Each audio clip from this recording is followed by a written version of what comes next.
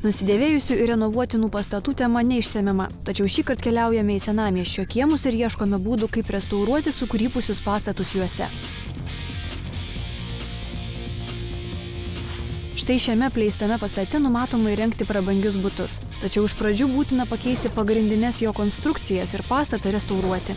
Esame prie rekonstruojamo pastato Vilniaus senamiestyje. Pastate keičiamos visos 3 tarpaukštinės perdangos.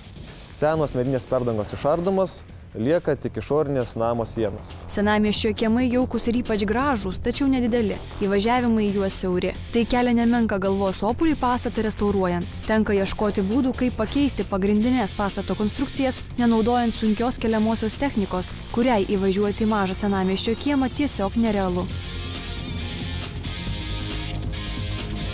Surenkamą perdangą galima nesunkiai montuoti rankomis, net po uždengtų stogų.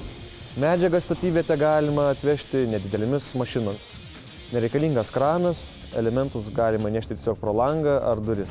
Išardžius senos perdangos medinės konstrukcijas, jų vietoje montuojamos lengvos gelžbetoninės sijos, tarpai užpildomi blokeliais.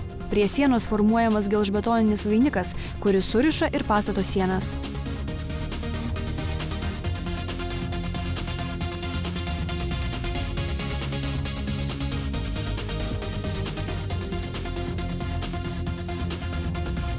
Šias lengvas perdangas galima atremti ant silpnų sienų, nebijant, kad jos pradės kilinėti ar pasikeitus perdangos svoriui pradės sėsti pamatai.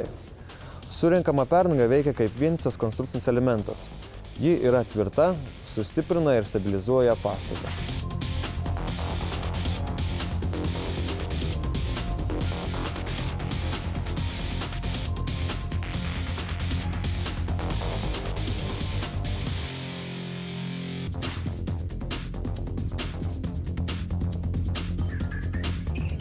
Naujai pilamas betonas užpildo dėl didelių rąstų sienose likusias ertmes ir taip sustiprina pastatą.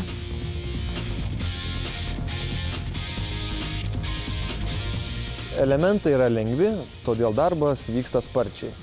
Greitai uždengiamas reikalingas plotas, darbas nereikalauja daug jėgos, konstrukcija paprasta, statybininkai greitai išmoksta ir pripranta dirbti su šia sistema.